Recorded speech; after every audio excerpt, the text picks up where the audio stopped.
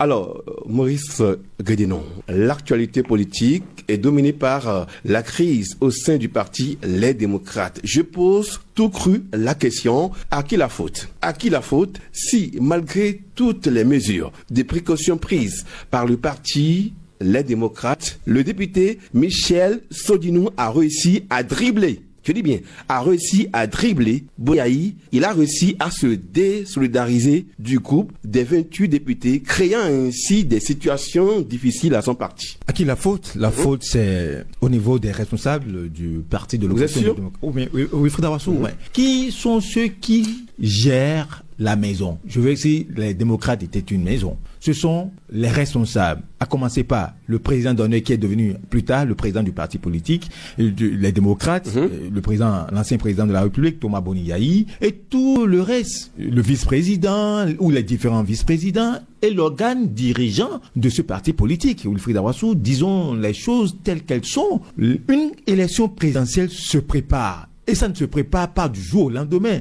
Ça se prépare sur un long moment, sur une longue période. Vous reconnaissez qu'ils ont pris des précautions? Mais écoutez, on est d'accord parce qu'on a vu la façon dont ils sont allés chercher d'abord le parrainage. Après, le parrainage, les différents ont été remis au président du parti qui les a gardés chez lui. Bon, en tout cas, qui les a gardés. Et on a vu l'accolade. À un certain moment, on a vu même des élus, des députés qui ont prêté serment. Donc vous reconnaissez que le parti a pris quand même des mesures de précaution. Mais écoutez, donc vous voulez parler comme un professeur qui m'a dit il y a quelques jours qu'il n'y a pas de risque zéro. Mais c'est ça. Mais il y a toujours ce qu'on appelle le risque résiduel. Je pense que ce qui a manqué, même si je ne suis pas membre du parti, ce qui a manqué aux responsables, c'est d'anticiper. C'est l'anticipation. Comment est-ce que ce parti pourrait anticiper? Mais écoutez, vous avez vu le moment où ils ont dévoilé le duo.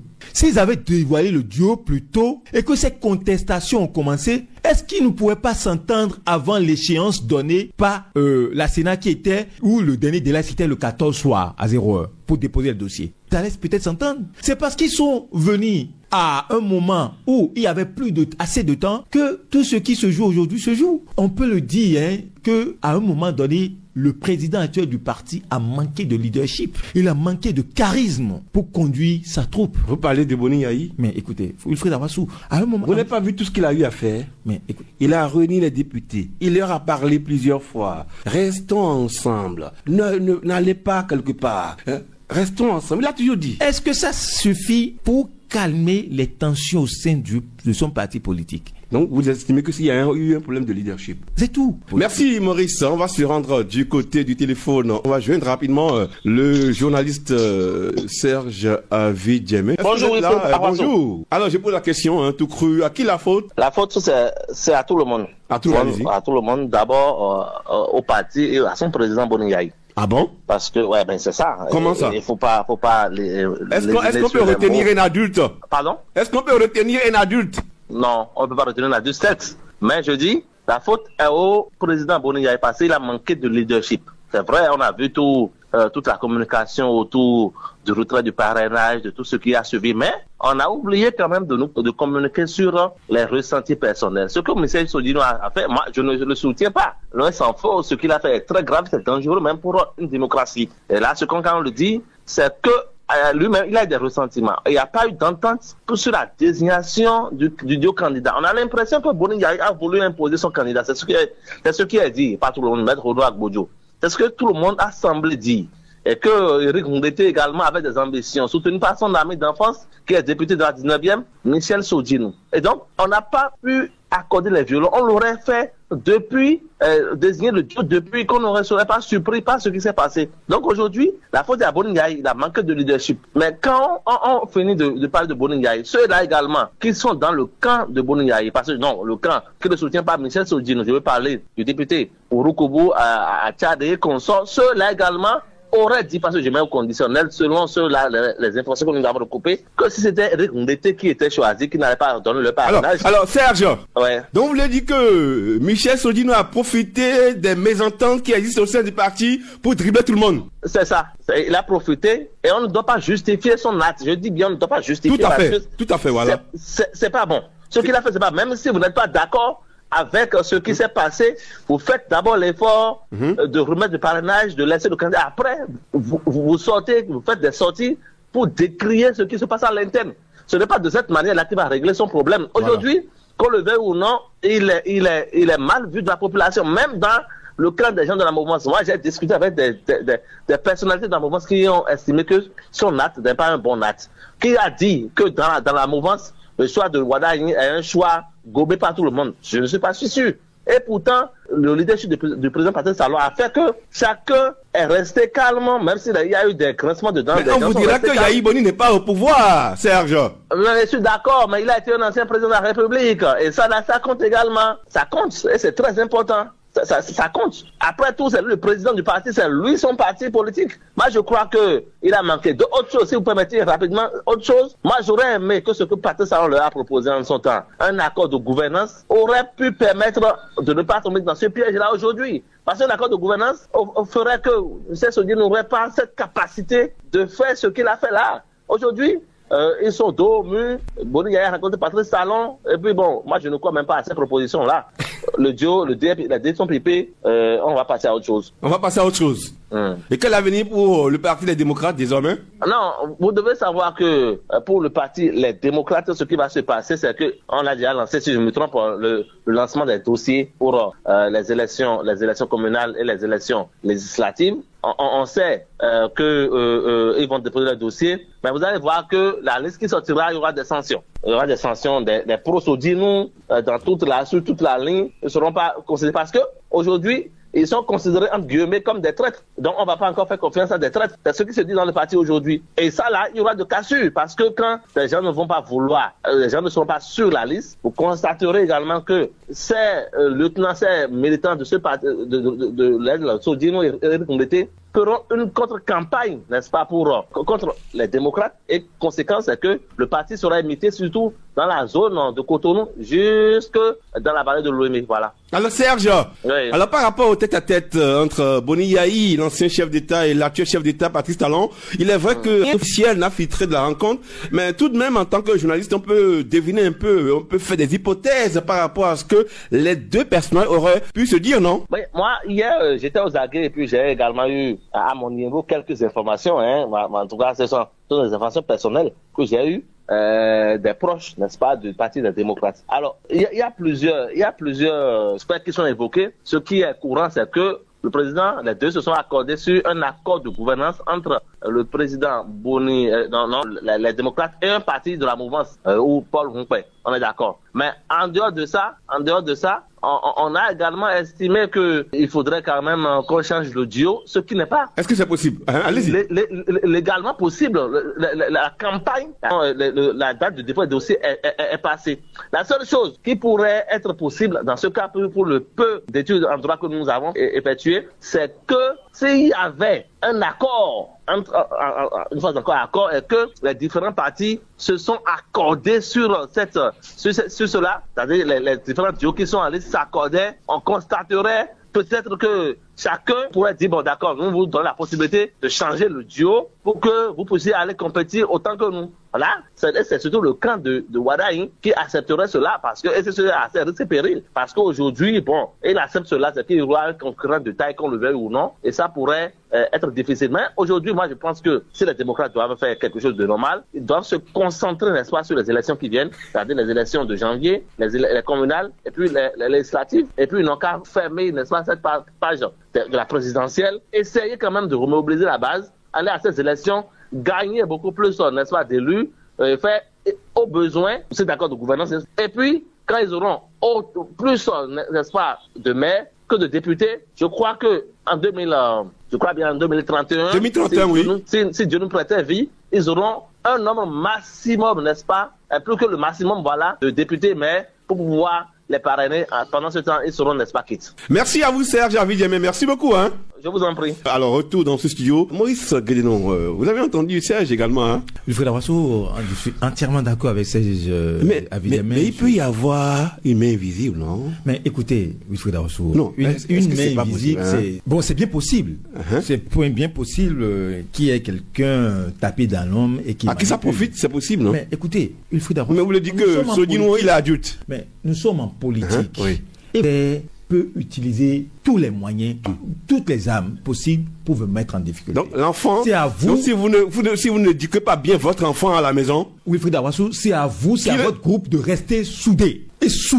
Et quelles que soient les manipulations et aucun élément de votre groupe. Donc vous voulez dire que le parti Les Démocrates ne doit s'en prendre qu'à lui-même. Mais c'est ce que je disais depuis, et en disant que quand vous m'avez demandé à qui la faute, j'ai dit aux responsables, à commencer par le président du parti et tous ceux qui sont au niveau de l'organe dirigeant de ce parti. J'ai même évoqué. Mais ça ne veut pas dire que nous sommes en train de justifier l'acte posé par le député Michel Sodinou. Du tout pas. Serge l'a dit, hein. Du tout pas. Est-ce que c'est un bon acte? Non, mais écoutez, on va plus revenir sur ça parce qu'on a tout le fait. On a fait le débat déjà. Okay. Donc, Arnaud Akapo, à qui la faute? Je sais pas. Par rapport à la situation qui arrive aujourd'hui aux démocrates. Les amis ont commencé par le dire, ils le disent déjà abondamment. La faute. Donc, c'est pas à la mouvance? Non, je pose la question. Je ne peux pas. Quelque chose ne peut pas se passer dans ma maison. Ok, oui. Et j'irais dire que c'est la maison du voisin. Qui est responsable? Ou c'est le voisin qui est responsable. Je dirais. Donc, c'est irresponsable.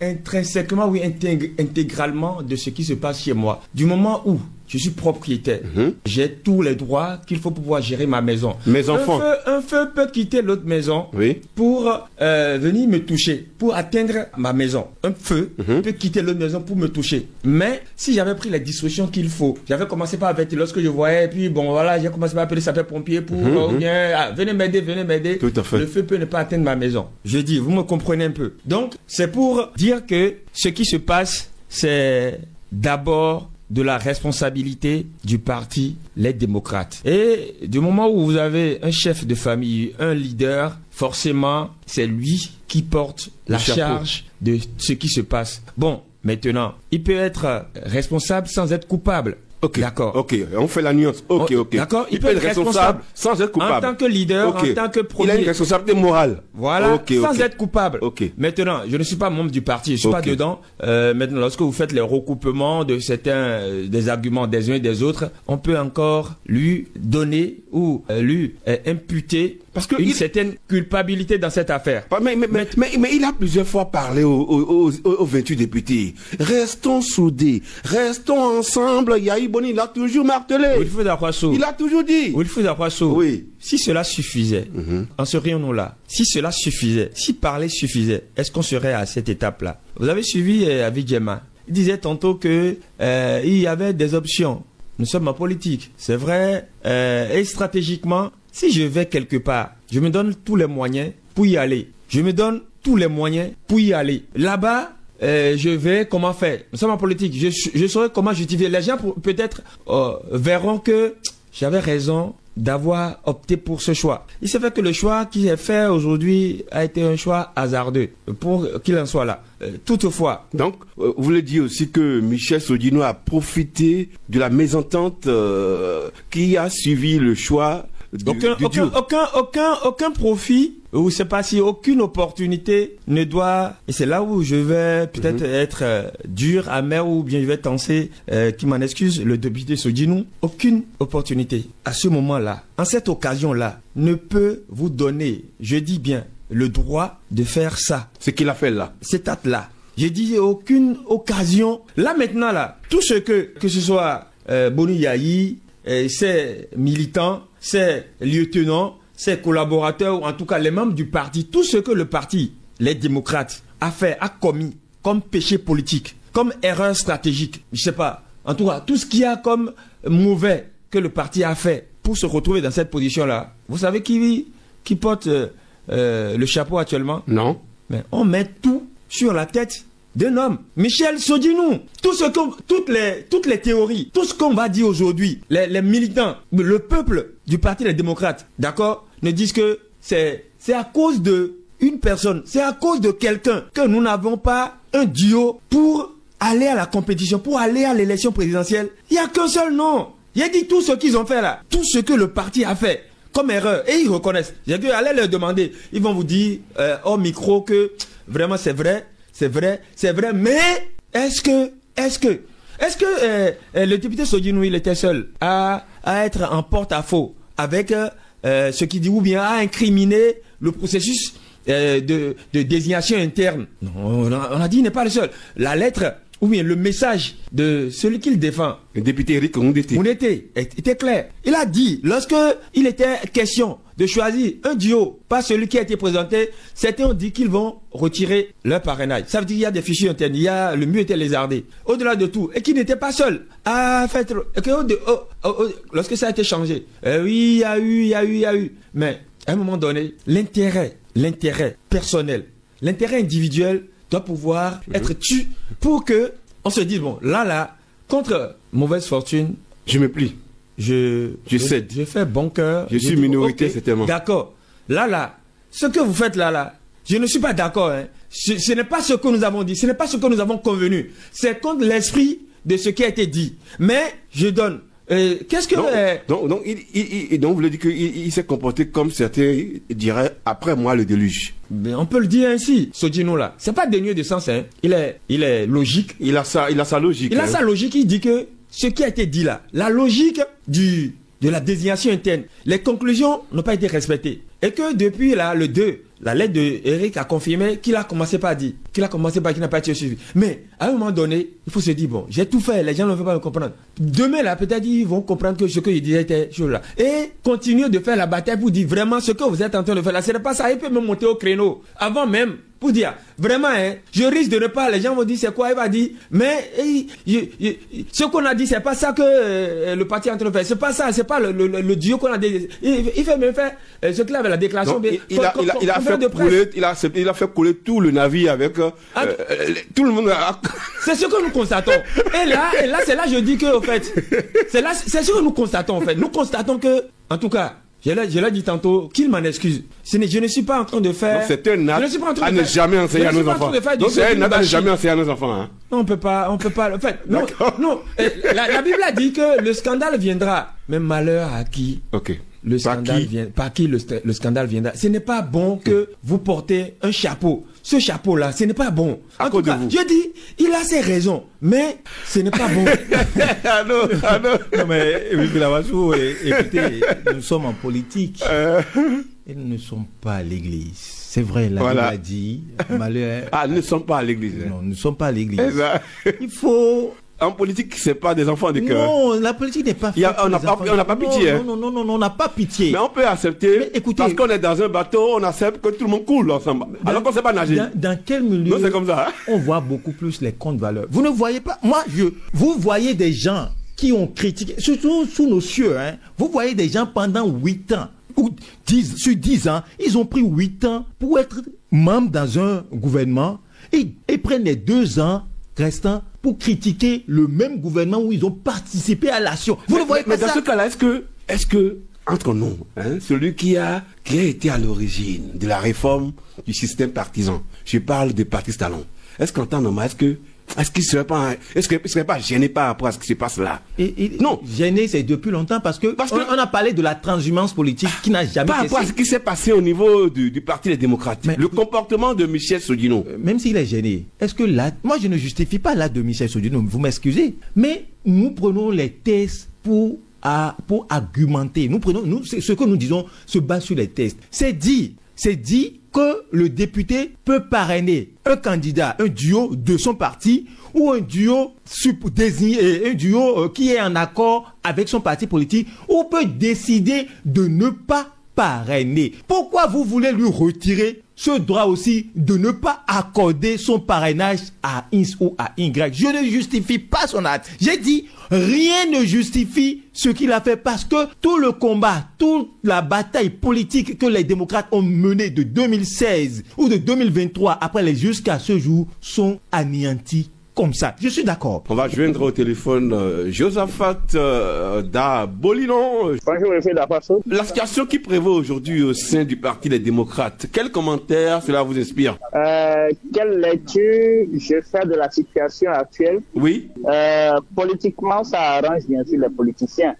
Socialement, ça détruit la cohésion sociale. et moralement, ça crée des tensions internes et psychologiques pour chaque citoyen béninois et qui malheureusement ne se retrouve pas dans cette querelle politique auquel nous assistons aujourd'hui. L'analyse du point de vue d'un journaliste, c'est dire que les intrigues politiques n'en manquent pas, surtout quand on est déjà à la veille de chaque élection présidentielle. Et je crois que la situation actuelle entre la mouvance et l'opposition, c'est ce rapport de force qui aujourd'hui menace un tant soit peu la cohésion au sein du parti Les Démocrates, parce que quand je parle de l'opposition, je fais allusion bien sûr à ce parti Les Démocrates, même si d'aucuns diront certainement que les forces Corée pour un Bénin émergent constituent également une force politique de l'opposition. Ça, c'est toujours discutable. Mais aujourd'hui, quand on se réfère à l'opposition, à un parti de l'opposition, on pense d'office au parti Les Démocrates que dirige le président Boni Yayi. Donc, ce qui se passe est vraiment inquiétant dans une république, dans une démocratie. C'est inquiétant du sens que les citoyens lambda, moi qui suis à Dioum par exemple, que ce soit moi, que ce soit mes frères et sœurs de cet arrondissement, nous avons envie d'aller aux urnes et de faire le choix qui nous intéresse, d'avoir cette possibilité de choisir. La configuration actuelle ne permettrait pas à ces citoyens votants de véritablement opérer un choix le jour du scrutin électoral.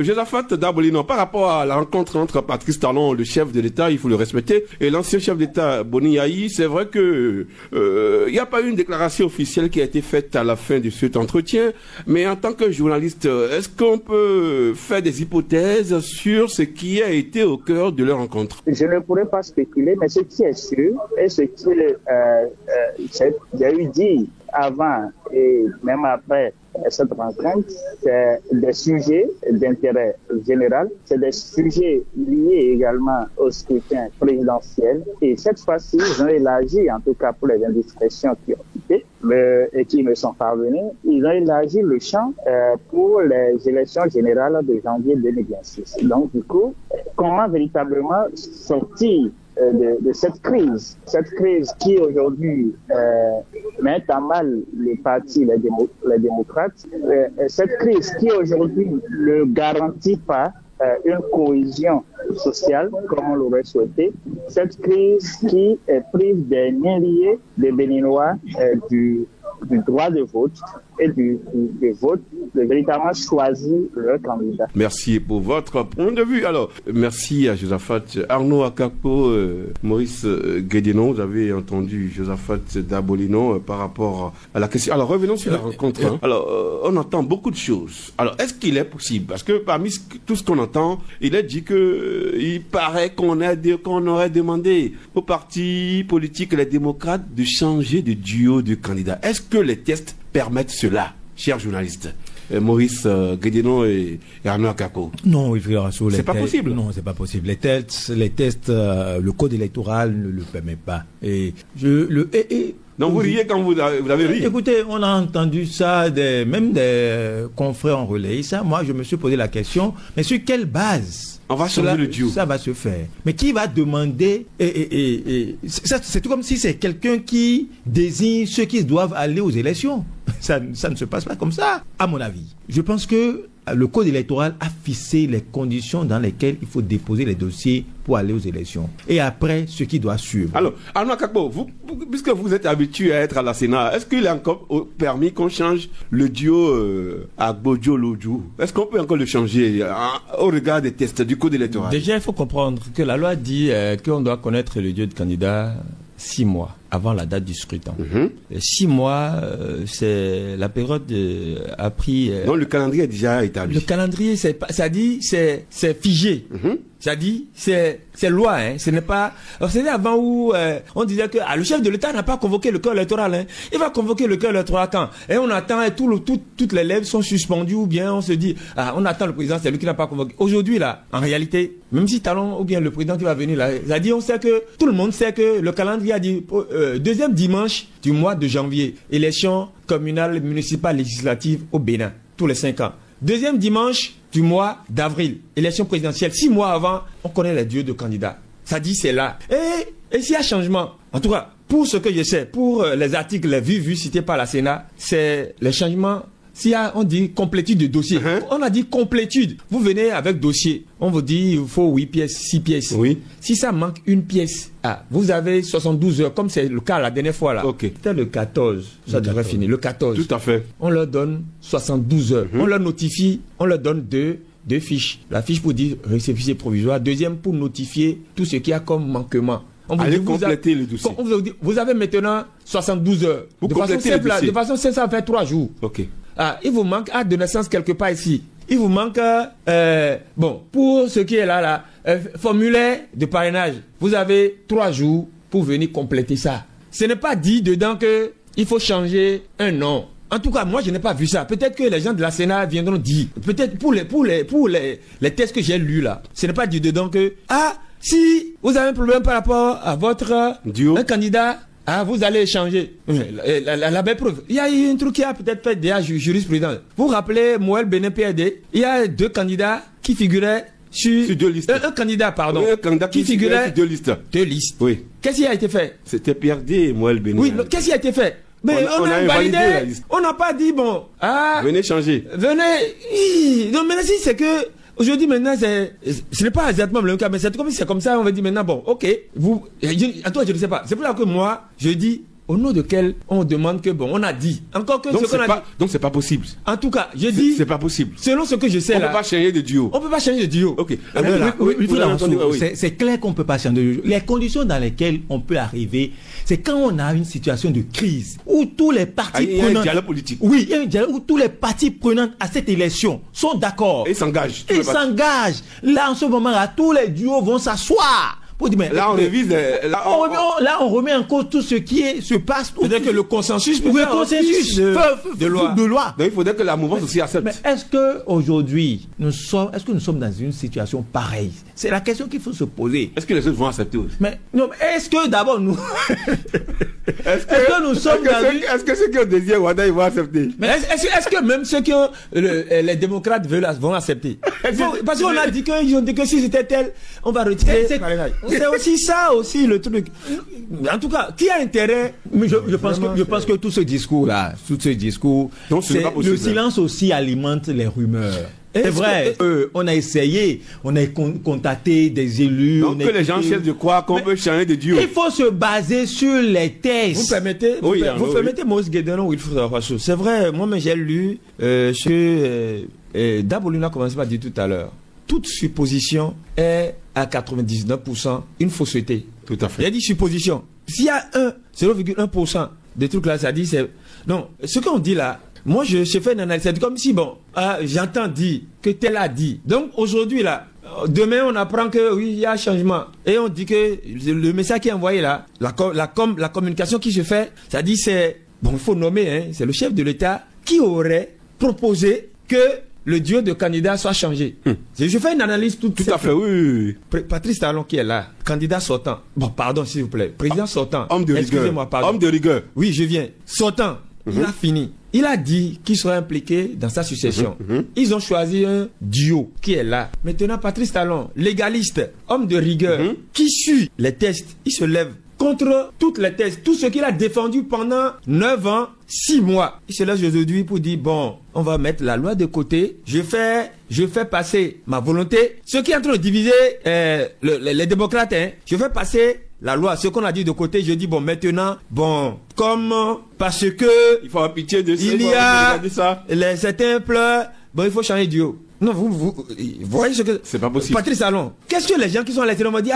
Ça veut dire au Bénin, c'est le président sortant qui n'est plus candidat, qui désigne les adversaires de son dauphin au détriment de la loi et de tout. On va dire que non, mais les adversaires c'est comme ça. Ils n'ont pas eu candidat, c'est lui qui a dit allez changer, ils ont changé maintenant qu'on leur a permis maintenant contre la loi d'aller à l'élection. Ça veut dire quoi? En tout cas, moi je dis, je ne crois pas. Je voudrais vraiment attendre lundi ou bien pour voir si c'est vraiment ça. J'attends même parce que ça traîne même. Normalement, le Parti des démocrates devait même faire une déclaration à la sortie de... c'est vrai, ils ont dit hier que Boni a fait... il a rencontré les vice-présidents. Il faudrait qu'on... Quelle urgence? Peut-être que c'est tellement qu'il y a eu quelque chose. Non, forcément, oui. Non, c'est clair qu'ils sont allés parler de ce qui s'est passé. Ces 3 jours-là, comment ça se passe? Ils sont allés parler de ça, c'est sûr. On n'a pas encore... Mais il faudrait que les démocrates sortent une déclaration ou bien un communiqué ou bien pour nous dire, bon, voilà ce qui a été, voilà ce qui... Peut-être ils ont le week-end pour finir tout cela, mais je dis, moi, en tout cas, moi, Arnaud... Vous ne croyez pas? Je ne veux même pas croire ça. J'ai dit, selon ces arguments-là, maintenant, il peut y avoir, comme Maurice l'a dit, le consensus peut faire office de loi, parce que, bon... Mais ça aussi, je pense qu'il doit y avoir une communication officielle du gouvernement pour dire, bon, voilà, on a constaté que, bon, nous sommes dos au mur, il faut faire ceci au nom de la paix. Maintenant... Est-ce que tout ça, c'est pas pour faire ce qu'on appelle la diversion?